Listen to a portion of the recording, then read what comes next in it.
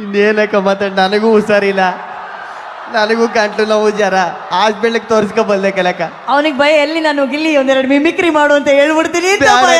ಬೇಡ ಕಲಕ, ಮಿಮಿಕ್ರಿ ಮಾತ್ರ ಮಾಡೋದ್ಲ ಕಲಕ. ಆಮೇಲೆ ನಿಮ್ಮ ಮಿಮಿಕ್ರಿನೇ ಮಾಡ್ಬೇಕಾಯ್ತದೆ. ಗಿಲೆ ಸೋಮ್ನಿರೇ ಗಿಲ್ಲಿ ಹಂಗ್ ಮಾಡ್ತಾರೆ. ಬೇಡಕ್ಕ. ಓಕೆ, ಕಿಶೋರ್ ಸರ್, ನಿನ್ ಫೇವ್ರೆಟ್ ಕಿಶೋರ್ ಸರ್.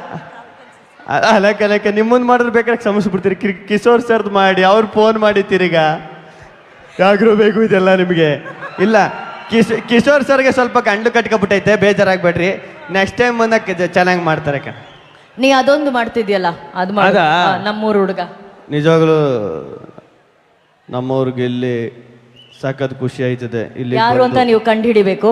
ಕನಕಪುರ ಸ್ಟೇಜಲ್ಲಿ ಬಂದು ಈ ತರ ಆಕ್ಟಿಂಗ್ ಮಾಡಿರೋದು ಸಖತ್ ಖುಷಿ ಆಯ್ತದೆ. ಒಳ್ಳೇದಾಗಲಿ. ಯಾರಿದು ಗೊತ್ತಿಲ್ವಾ? ಹೆಂಗ್ ಗೊತ್ತಾಯ್ತದೆ? ನಮ್ಮೂರ್ ಗ್ರಾಮ ಪಂಚಾಯತಿ ಮೆಂಬರು. ನಿಮ್ಗೆ ಹೆಂಗ್ ಗೊತ್ತಾಯ್ತದೆ? ನೀವ್ ಹೆಂಗ್ ಕಂಡು ಹಿಡಿತೀರಾ?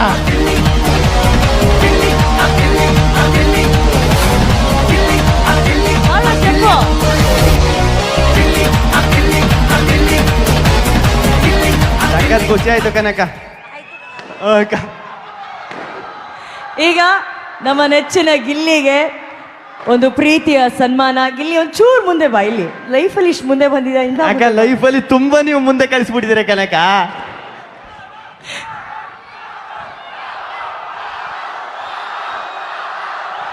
ಇಲ್ಲ ಇಲ್ಲ, ಅವರು ನಾಳೆ ಬರ್ತಾರೆ, ಕಾವು ಅವ್ರು ನಾಳೆ ಬರ್ತಾರೆ. ಅವಾಗ ಗಿಲ್ಲಿ ಗಿಲ್ಲಿ ಗಿಲ್ಲಿ ಏನ್ರಿ? ಗಿಲ್ಲಿ ನಟ ತಮ್ಮ ಕೋರಿಕೆಯ ಮೇರೆಗೆ ಕನಕೋತ್ಸವ ವೇದಿಕೆಗೆ ಬಂದಿದ್ದಾರೆ. ಅವರಿಗೆ ಕನಕೋತ್ಸವ ವೇದಿಕೆ ಪರವಾಗಿ ಸನ್ಮಾನ್ಯ ಡಿ ಕೆ ಶಿವಕುಮಾರ್ ಅವರು ಕೂತ್ಕೋ ಪೇಟ ಹಾಕಿ